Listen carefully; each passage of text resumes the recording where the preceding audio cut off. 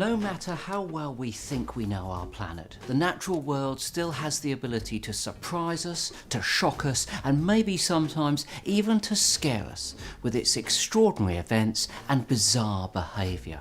And new technology means that nature's weirdest phenomena are being caught ever more readily on camera. So we're going to bring you the strangest stories our world has to offer.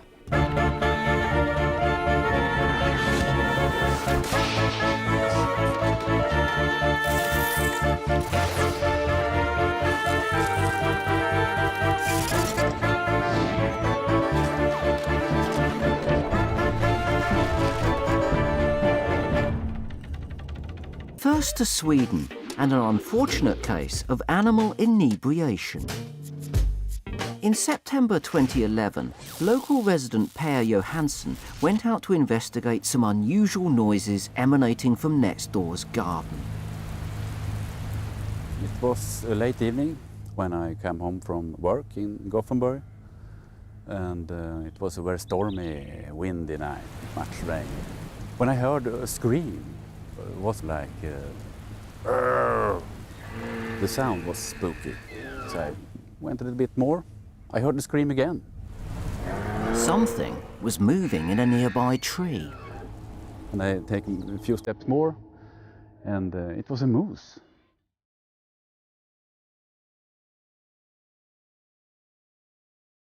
Eurasian elk, to give them their proper name, are a common sight in and among the forests that surround Saro.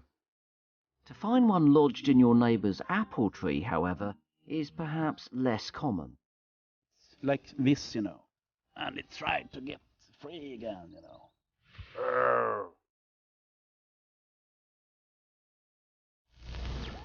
So what had happened to this unfortunate elk? Per Johansson had his own theory. It had walked around the neighborhood and eating a lot of apples, and it's fermenting in the stomach, you know. The elk was accused of being under the influence. And why was that? Well, getting stuck in an apple tree was a bit of a giveaway. Very red eyes, you know.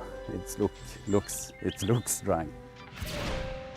When the inebriated animal had tried to reach for more, it had slipped and got itself wedged into the tree. The story of a boozy moose was perfect front-page fodder. But what's the truth behind this headline? Could eating fermented fruit make a wild animal drunk enough to get itself into such a compromising position? Well, fruit is a fantastic source of energy for animals because it's full of sugars. But when yeast, which are found on the skins of these fruits, react with all of the sugar, fermentation occurs and alcohol is produced. Professor Robert Dudley from Berkeley University studies the surprising relationship between animals and alcohol. Alcohol is a reliable indicator of the presence of sugar. And fruit-eating animals, they need to find sugar, and if they don't eat over several days, they die. It's life or death. And if alcohol molecules alert them to the presence of sugars, they can find it faster and consume it faster, then they don't have to deal with the competition. So if alcohol is found in most fruits and nectar, then why aren't we seeing drunk animals everywhere? They're not drinking liquid alcohol, they're eating fruit, which also happens to contain alcohol. So as they consume more alcohol, they're actually filling their gut with carbohydrates and lipids and all kinds of structural things associated with fruit. So they get full. They probably get full before they can get drunk. So without hitting the bottle, it would be difficult for an animal to become drunk on naturally occurring alcohol. But it can happen. In the United States in 2007, necropsies carried out on some cedar waxwings found high levels of alcohol in their blood. These birds had gorged themselves on so much food that it had begun to ferment inside their bodies. The birds were legally drunk according to state law, so there are actually a few cases of documented sort of death by ethanol and true drunkenness in the animal kingdom. If the apples in that Swedish garden had been fermenting for long enough, then they could have produced enough alcohol for the unsuspecting elk to feel the effects. And its behaviour had all of the hallmarks of drunkenness. Once stuck in the tree, the elk wasn't coming down quietly. It was time to call in reinforcements. Urban Bongram from the fire department assessed the scene. We decided to use our winch at the front of the truck, and we tied a big rope round the tree, and so we pulled it down.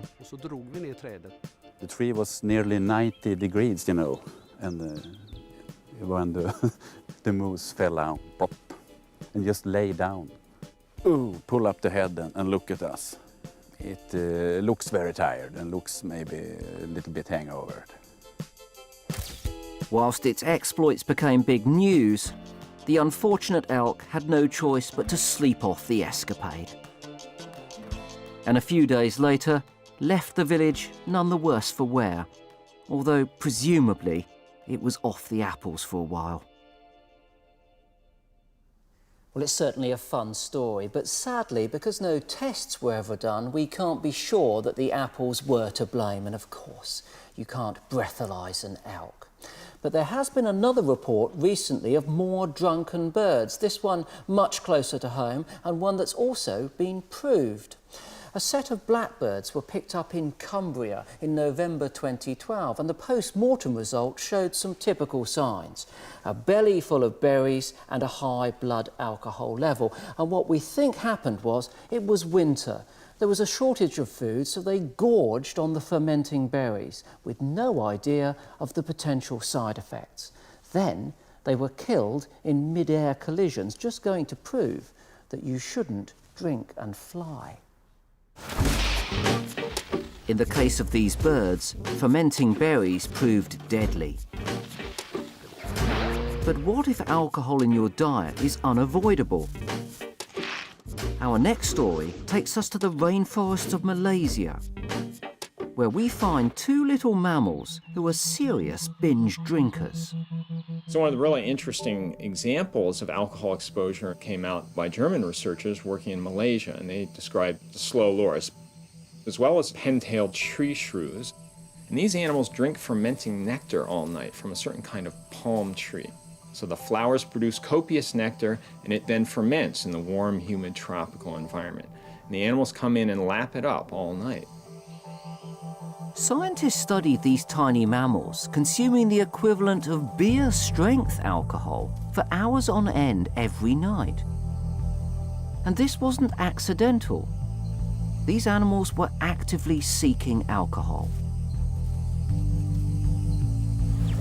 But if the side effects of alcohol can be deadly, then why would wild animals choose such a potentially dangerous food source? Well, that's just it. Despite the nightly binge, the scientists could find no obvious signs of drunkenness, no strange behaviour, no dangerous side effects. So they tested hair samples, which confirmed that these animals had indeed been consuming alcohol long term. In fact, the results drew a surprising parallel. There is a biochemical marker for alcoholism in modern humans. It's called ethylglucuronide, and it turns up in hair samples of alcoholics.